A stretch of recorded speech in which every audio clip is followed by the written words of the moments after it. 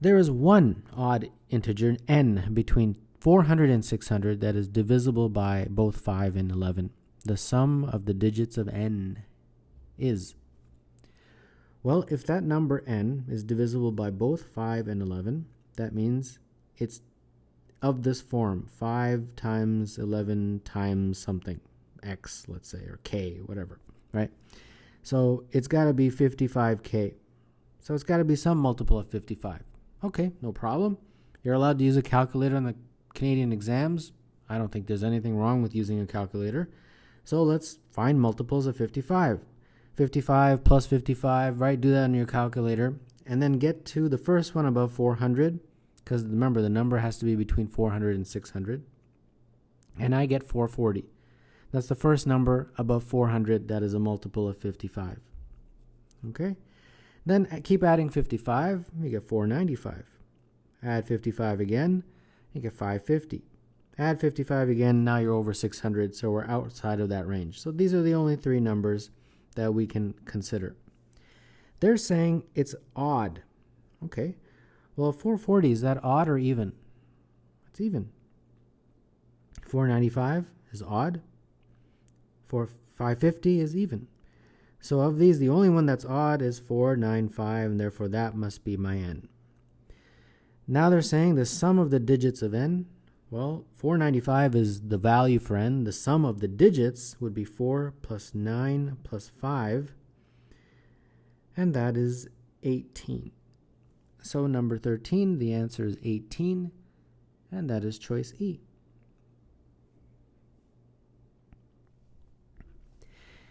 If an integer x is chosen so that 3x plus 1 is an even integer, which of the following must be an odd integer? So what I like to do is just give a value for x, and then makes it a little easier.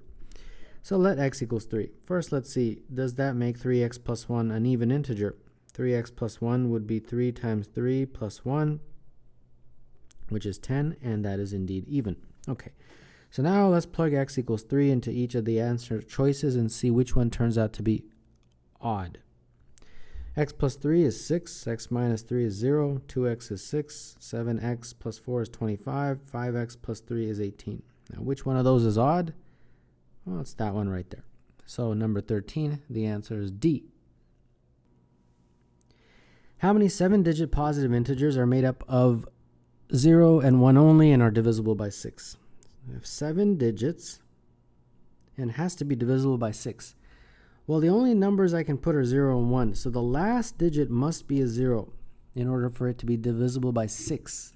If it's a 1, there's no way it'd be divisible by 6, because if multiples of 6 never have a 1 as the last digit. You can try it. You'll see. It'll never be a 1.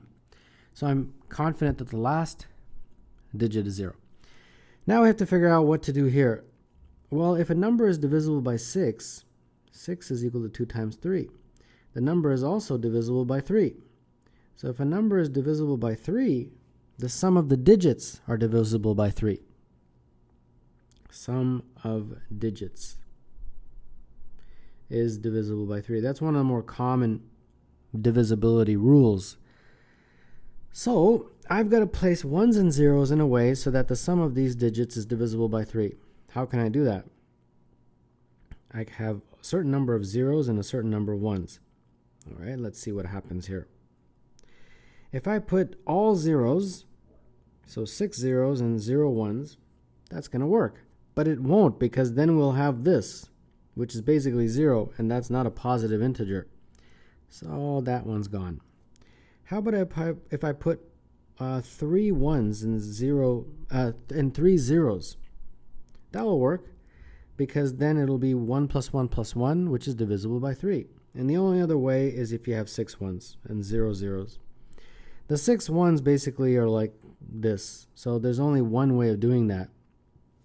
So there's only one possible way of making that number. But this has a few possibilities. A number where there's 3 1s. So somewhere in here we got to put 3 1s, and somewhere we've got to put 3 0s. The leadoff number, though, must be a 1. And the reason is because if the leadoff number was a 0, It would no longer be a 7-digit number. It would be a 6-digit number. So we got to put a 1 there. So that means that these guys, I have to put 2 1s and 3 zeros. Okay, so at this point, instead of writing them all out, I'm going to use choose notation. So from the 5 slots, I have to choose 2 to place the 1s. And then from the remaining 3, I choose those 3 to place the zeros. So 5 choose 2 is what? 5 times 420 divided by 2, 10. And 3 choose 3 is just 1. So there you go, 10. So 10 is what goes here. So add them up, 10 plus 1 is 11. There's 11 ways of making this 7-digit positive integer with the conditions of the question. Number 18, the answer is B. Abigail chooses an integer at random from the set 2, 4, 6, 8, 10. Bill chooses an integer at random from the set 2, 4, 6, 8, 10. Charlie chooses an integer at random from the set 2, 4, 6, 8, 10. What is the probability that the product of their 3 integers is not a power of 2? Well, the probability will be some numerator over the denominator. The denominator is the total. So for Abigail, Bill, and Charlie, Abigail has 5 numbers to choose from, Bill 5 numbers, and Charlie 5 numbers. So you multiply to get the total, which is 125. So the total is 125. Now, we want the probability that the product of their 3 integers is not a power of 2. I think it's easier to count the powers of 2, and then that I will subtract from 125 to figure out the ones that are not a power of 2. So what I'm really looking for is this number right here. Okay, so let's do that. What are the powers of 2, for example? Powers of 2, 2, 4, 6, 8, 16, 32, 64, 128, 512, 256, sorry, and 512. And I think that's all we need to go up to, because the largest possible number we could create is if all of them chose the 10, and that's 1,000. So no product could ever go over 1,000, because the next one would be 1024, and we don't need to include that. So these are the only ones we need to worry about. There's quite a few of them, so we have to go through these one at a time. Okay, no problem. So let's make a little table here. Well, here we go. A, B, C for Abigail, Bill, and Charlie. Well, let's talk about this one at a time with regard to powers of 2. The first one, 2. Is there any way to get a product of 2? And that's impossible, because the smallest product you could ever get is 2, 2, and 2, which is 8. So 2 is not going to happen. Same reason 4 is not going to happen. And the only one that could happen in terms of the very first one is 8. So how do I get 8? The only way is to have 2, 2, 2. So that is the product, 8. Okay, we're done with 8. How about the next one, 16? How do I get 16? The only way is to have 2, 2, and 4, but that can be written as 2, 4, 2 or 4, 2, 2. So those are the ways of getting 16. Now let's talk about 32. How do we get 32? 2, 2, and 8 would do it, but we can also have it as 2, 8, 2 or 8, 2, 2. Another way is 2, 4, 4. 2, 4, 4 would also give you that, but you can have it as 4, 2, 4 or 4, 4, 2. So these, how many? 6 are the ones where the product is 32. Now let's move to 64. How do we get 64? The only way is 2, 4, 8. But that has 6 iterations as follows. 4, 2, 8, 4, 8, 2, 8, 2, 4, and 8, 4, 2. So that took care of the 64s. 128. I think the only way is 288. I think so. 288. So the 2 can go here or here. So 8, 8, 8, 8. But I think 128 can also be made with 448. 448 would also do it. Yeah, 16 times 8, right? So that would be 484 844. Okay, that takes care of 128. And then the last one is 256. Actually, second last one. 8, 8, and 4. I think is the only way. So 8, 8, and 4, or 8, 4, 8, 4, 8, 8. That takes care of 256. And let's see here, 512, right? 512, there's only one way, 888. And I think that's it. Let me see, am I missing one? And it's always a good idea to double check. And when I double check, I am missing one. Aha. All the more reason to go back and double check. For 64, I forgot one. And it's a pretty obvious one that I forgot, 444. Okay. Well, there you go. I got them all. So let's count them. 1, 2, 3, 4, 5, 6, 7, 8, 9, 10, 11, 12, 13, 14, 15, 16, 17, 18, 19, 20, 21, 22, 23, 24, 25, 26, 27. 27 is this number, which was the number I was looking for. All right, so that means the probability 125 minus 27 is 98. The denominator is 125, and that's the answer. So it's an interesting little question. Number 20, the answer would be C. When 100 is divided by 12, the remainder is 4. When 100 is divided by a positive integer x, the remainder is 10. When 1000 is divided by x, the remainder is. So 100 divided by some integer gives you some number, and then it gives you a remainder of 10. Well, we have several choices for x, right? X can be pretty much anything as long as this is satisfied. But one thing is for sure is that x has to be greater than 10. That's the only way the remainder can be 10. So let's see. If the remainder is 10, then that means that x times this number, 100, let's just say that number is y, would equal x times y plus 10.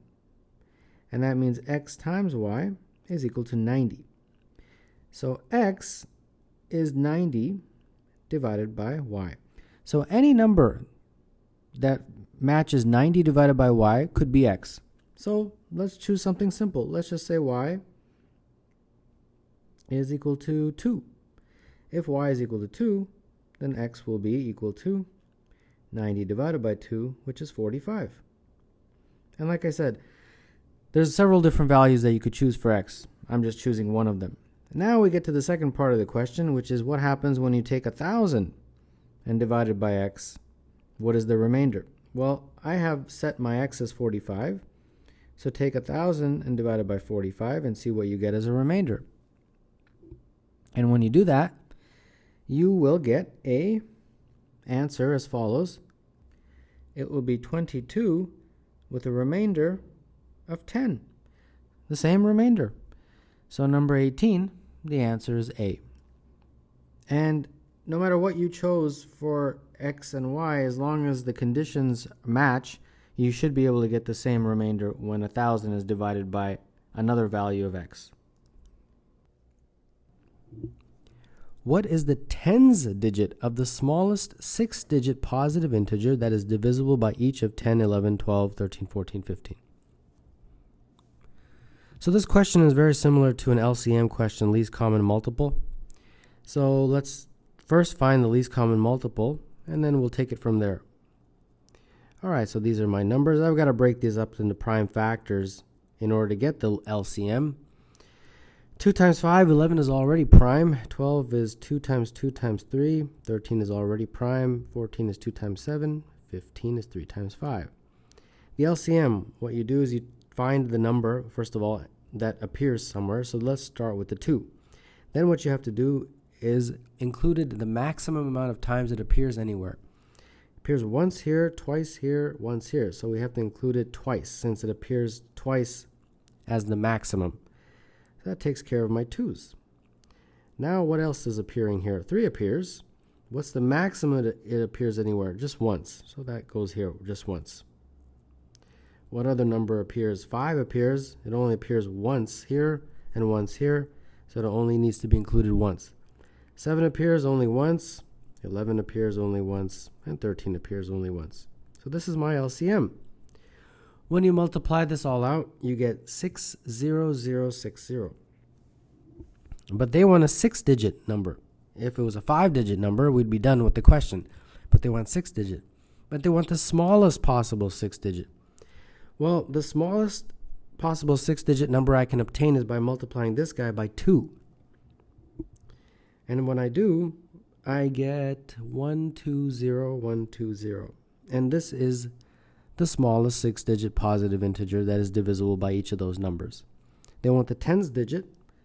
Well, the tens digit is this guy right here, 2. So number 17, the answer is C. On each spin of the spinner shown, the arrow is equally likely to stop on any one of those 4 numbers. Deanna spins the arrow on the spinner twice. She multiplies together the 2 numbers on which the arrow stops. Which product is most likely to occur? Well, the first time you spin it, it's got to have any of those 4 numbers. And the second time you spin it, again, it's going to have any of those 4 numbers. So there's a total of 4 times 4, 16 possible outcomes in terms of the 2 numbers that will result. So since there's 16, which isn't really that many, I can write them all out. So the first one, 1, 1, 1, then 1, 2, 3, 4. If the first time it lands on 2, the next time it could land on 1, 2, 3, 4. And similarly, right? 3, 3, 3, 3, 1, 2, 3, 4. And then the last one is 4, 4, 4, 4, 1, 2, 3, 4. So these are the outcomes, 16 of them. Now what I'm going to do is for each, write the product, because we're multiplying those 2 numbers and then looking at what do we get. So this is 1, 2, 3, 4, 2, 4, 6, 8, 3, 6, 9, 12, 4, 8, 12, and 16. Now, of these products, they're saying which one is the most common.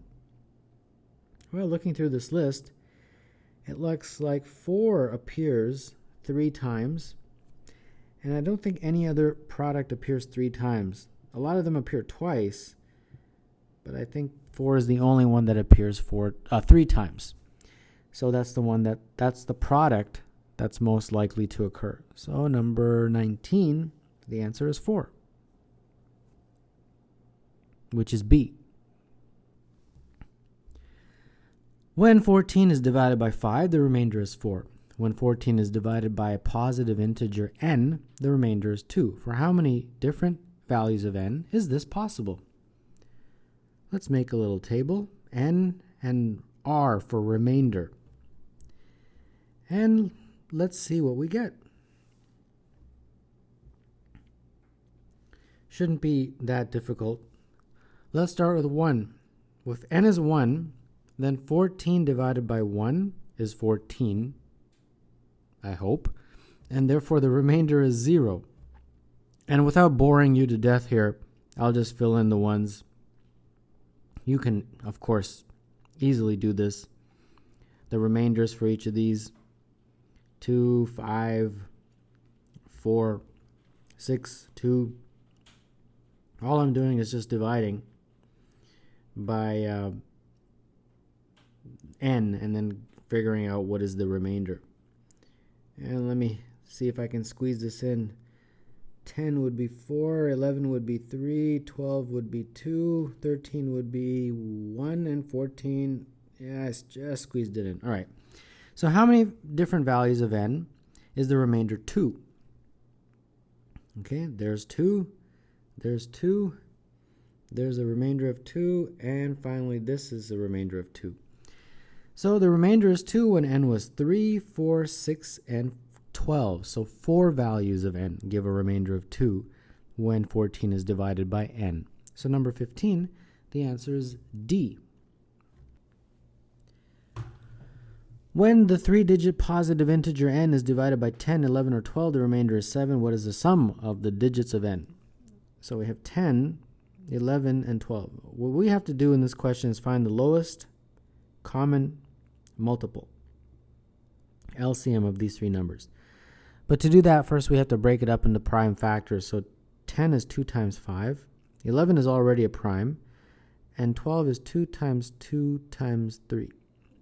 To find the LCM, look at each number, and then you add, or include, I should say, the maximum that it appears. So for example, 2, the maximum is 2 times 2, so that's what I have to put. Okay? So that takes care of the 2's. Then my next number, 3, what's the maximum it appears? Well, it only appears once, so that's the maximum. Next number is 5, again, it only appears once. And the next number is 11, it only appears once. So this is my LCM. So 2 times 2 times 3 times 5 times 11, and that is 660. So that means 660 is divisible by 10, it's divisible by 11, and it's divisible by 12, and 660 is the smallest number that is divisible by 10 and 11 and 12. That's why it's called the lowest common multiple. Well, we don't want 660, we want something that gives a remainder of 7. Well, then add 7. And there you go. That's my number. Because if I divide this by 10, I'll get a remainder of 7. If I divide it by 11, I get a remainder of 7. If I divide by 12, I get a remainder of 7. So this is my n. And they want the sum of the digits of n. So the digits are 6, 6, and 7. And therefore the sum is 6 plus 6 plus 7, which is 19. And therefore number 20, the answer is E. If A is an even integer and B is an odd integer, which of the following could represent an odd integer? All right, as always, instead of working in an abstract way, I just assign numbers. It's easy to let A equal whatever you want, 6, and B equal 5. That's good enough, right? All right, let's go. A times B is 30. A plus 2B is, we got 10 plus 16. 2A minus 2B is 12 minus 10, which is 2. A plus B plus 1 is 12, and A minus B is 1. Which one of these is odd? I think it's this one. So number 17, the answer is E.